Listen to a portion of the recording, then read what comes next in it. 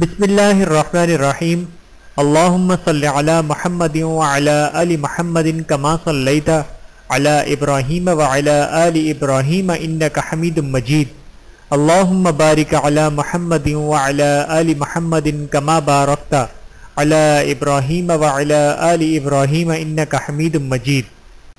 بسم اللہ الرحمن الرحیم۔ خواتین کے لیے رمضان المبارک کا خاص تحفہ۔ خواتین اور رمضان المبارک۔ بسم اللہ الرحمن الرحیم۔ سبق نمبر 29۔ مسلم خاتون اور عید رمضان المبارک میں اللہ کا تقرب حاصل کرنے کے لیے مختلف عبادات مثلا صیام و قیام، ذکر و اذکار اور تلاوت قرآن وغیرہ پورے جوش و خروش سے ادا کی جاتی ہے۔ رمضان المبارک کے اختتام پر رحمت بھری عید الفطر وقوع پذور ہوتی ہے، جو روزے دار کے لیے فرحت و سرور کا باعث ہوتی ہے، کیونکہ وہ اللہ تعالیٰ کے ایک فریضے کی ادائیگی سے سبکدوش ہوتا ہے۔ لیکن عید کے موقع پر ہماری خواتین پر جو احکام عائد ہوتے ہیں ان میں سے بعض سے غافل ہو چکی ہیں، جو حسب ذیل ہیں۔ نمبر 1، زکوٰۃ عید الفطر کی ادائیگی۔ یہ ایک ایسا فریضہ ہے جسے رسول اللہ صلی اللہ علیہ وآلہ وسلم نے تمام مسلمانوں پر، مرد ہوں یا عورتیں، چھوٹے ہوں یا بڑے، سب پر فرض قرار دیا ہے۔ البتہ پیٹ میں موجود حمل کی طرف سے صدقہ فطر نکالنا واجب نہیں ہے، لیکن اگر کوئی خوشی سے ادا کرنا چاہے تو اس میں کوئی حرج نہیں، کیونکہ حضرت عثمان رضی اللہ تعالیٰ عنہ نے ایسا کیا تھا۔ صدقہ فطر کی مقدار چاول، کھجور اور تیل وغیرہ جیسی کھانے کی چیزوں میں 2 کلو 40 گرام ہے۔ نمبر 2، رمضان کی گنتی پوری کرنے کے بعد تکبیرات کہنا۔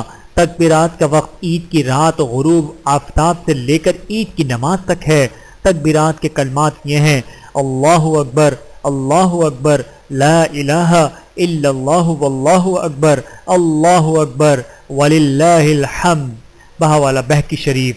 ترجمہ: اللہ سب سے بڑا ہے، اللہ سب سے بڑا ہے، اللہ کے سوا کوئی معبود نہیں، اور اللہ سب سے بڑا ہے، اللہ سب سے بڑا ہے، اور تمام تعریف اللہ ہی کے لیے ہیں۔